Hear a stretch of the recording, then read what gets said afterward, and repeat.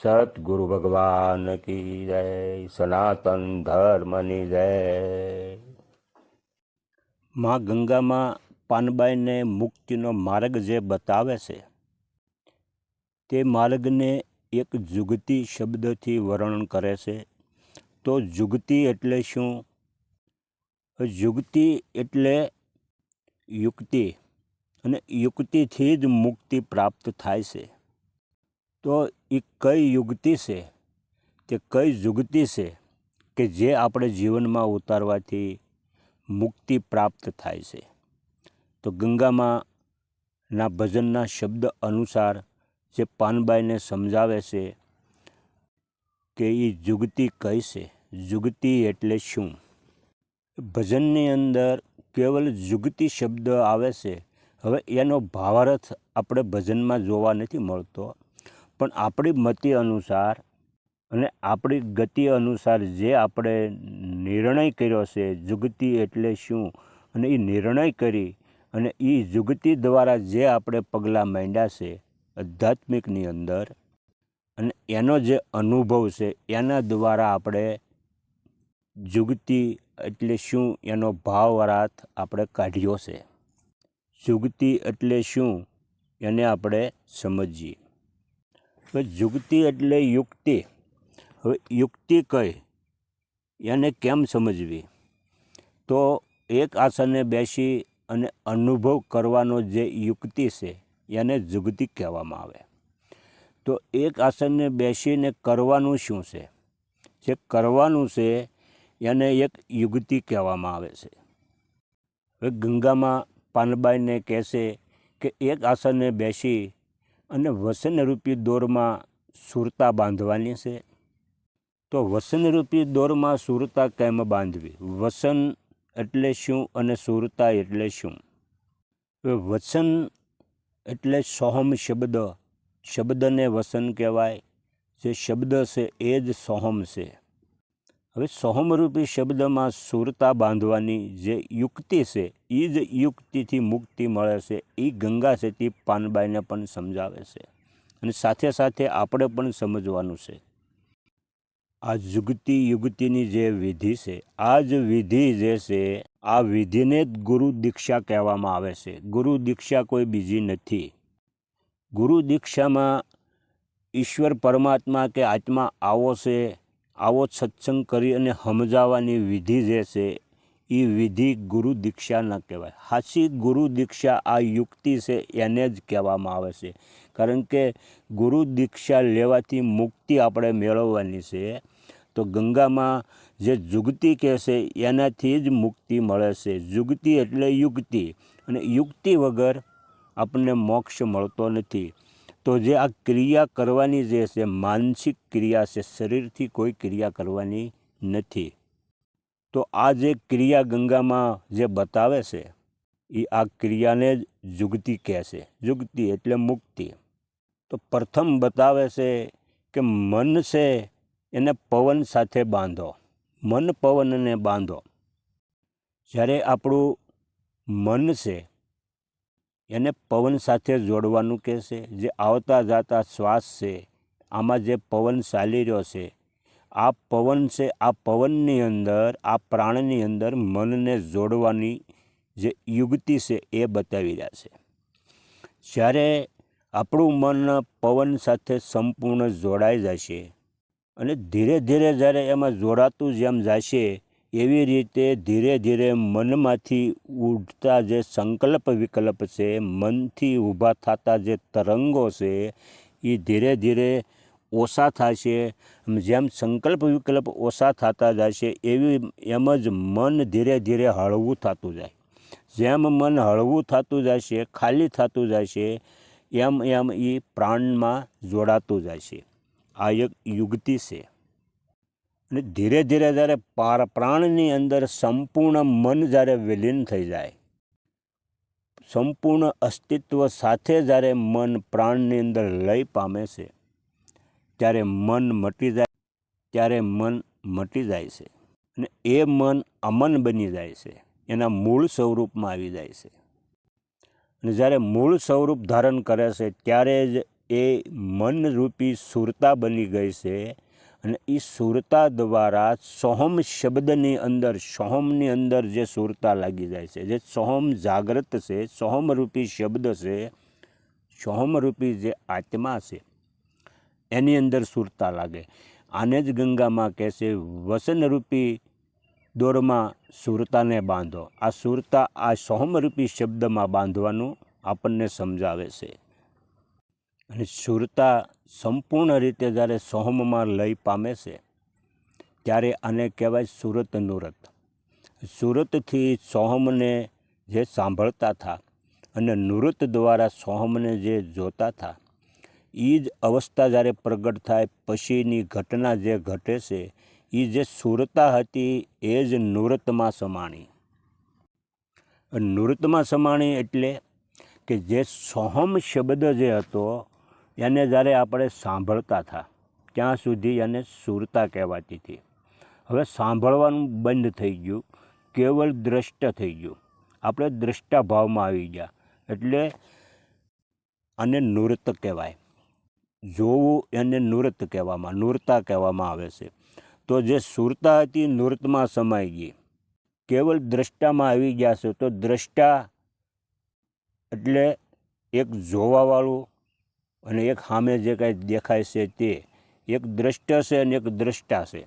આ બે વસ્તુ છે. આને એક ધ્યાનની પણ ક્રિયા કહેવામાં આવે છે. અને આ ધ્યાનની જે અવસ્થા પ્રગટ થઈ છે આને એક ગુરુ શિષ્યની ભૂમિ પણ કહેવામાં આવે છે. તો સોહમરૂપી શબ્દ જે છે એ સતગુરુ છે અને એને જે જોઈ રહ્યો છે એક શિષ્ય છે. અહીંયા કોઈ શબ્દ નથી, કેવલ પ્રજ્ઞા છે.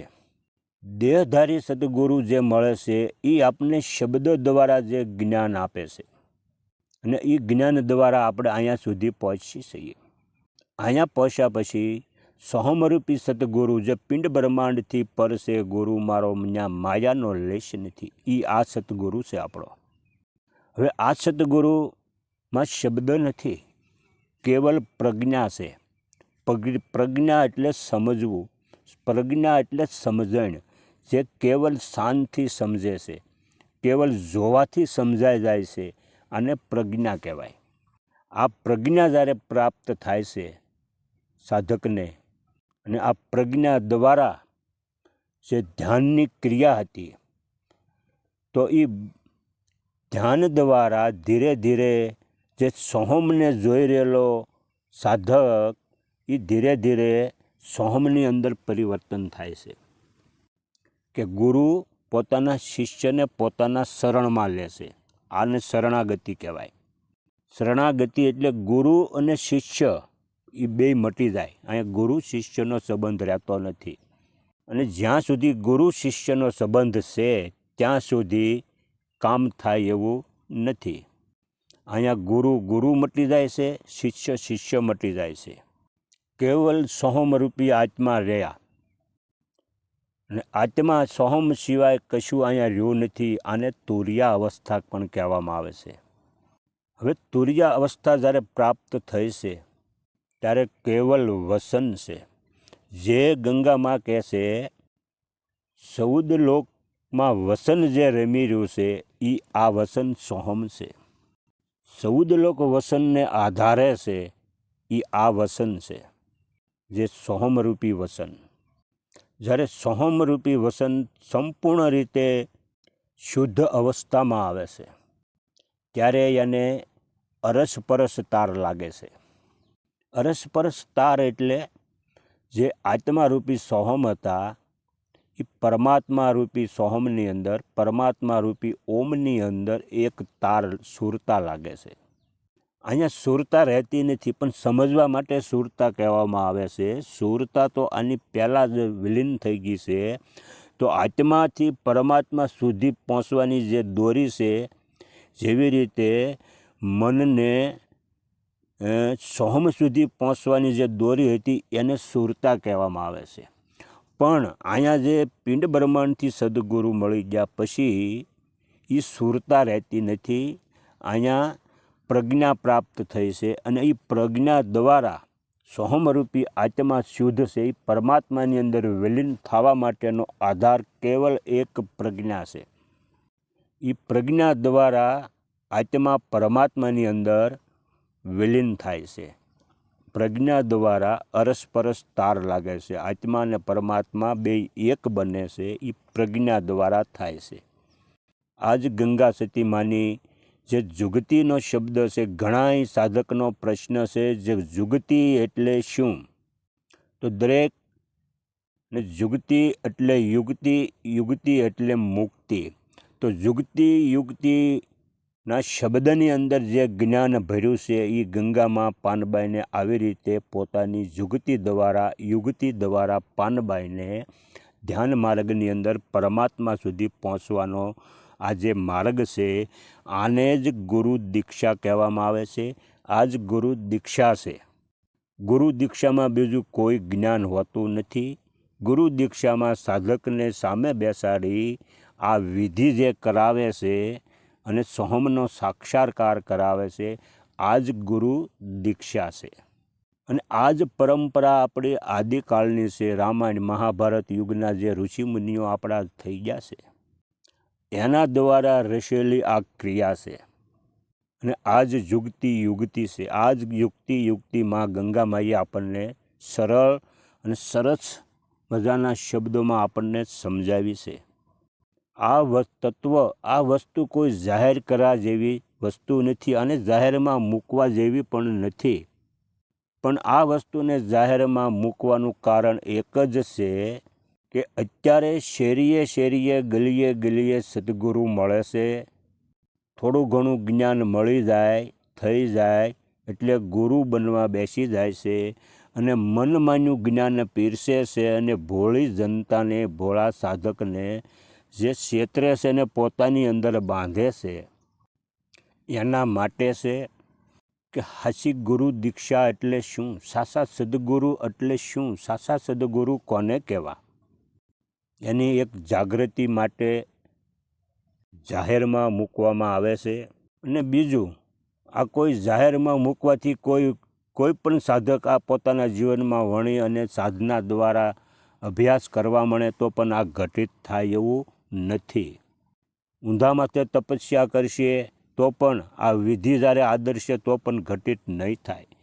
કેમ કે આ વિધિને જાગૃત કરવા માટેનો જે પોઈન્ટ છે એ પણ ગંગામાઈએ પોતાના ભજનની અંદર આપણે સરસ સમજાવ્યો છે કે ઉપદેશ દેવો તો પ્રથમ ભક્તિ બતાવો અને ટાળી દેજો તેમના મોહ. જે નવધા ભક્તિ છે, જે 9 પ્રકારની ભક્તિ છે, જેને નવધા ભક્તિ ગંગામાઈએ આપણને સમજાવી છે, એ ભક્તિ જ્યાં સુધી જીવનમાં નહીં ઉતરે ત્યાં સુધી પણ આ યુગતિ પણ કામમાં નહીં આવે. એટલે જ ગંગામાઈએ કીધું કે ઉપદેશ દેવો હોય તો પ્રથમ ભક્તિ આપો. ભક્તિ નહીં આપો અને સીધો ઉપદેશ આપશો તો પણ ઉગાવો નહીં થાય. એટલે આ જાહેરમાં મૂકવાથી કોઈ પણ ભય નથી કે કોઈ આને છીનવી લે, ચોરી લે, એવી વસ્તુ નથી. આ તો જાહેર જ્ઞાન છે. આ જ્ઞાનને જાણવાનો, અનુભવવાનો બધાયનો એક જ સરખો અધિકાર છે. આ કોઈ ગુપ્ત જ્ઞાન નથી અને ગુપ્ત રાખ્યા જેવું પણ નથી.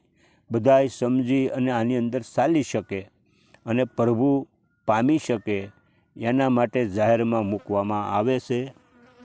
પણ આ વસ્તુ જ્યારે અનુભવમાં લ્યો એની પહેલાં ગંગામાઈએ બતાવેલી નવધા ભક્તિ જીવનમાં પહેલાં ઉતારવી જરૂરી છે. એના વગર આ વસ્તુ ઘટિત થશે નહીં. સતગુરુ ભગવાન કી જય. સનાતન ધર્મની જય.